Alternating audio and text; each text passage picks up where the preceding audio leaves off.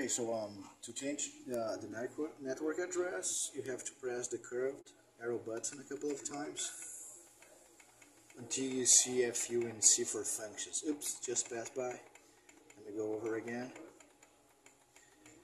And I press set, and then I put in the code, I press set again. Go all the way up to 123. Press set. Now the up arrow, I go to function, press set, I go to F24.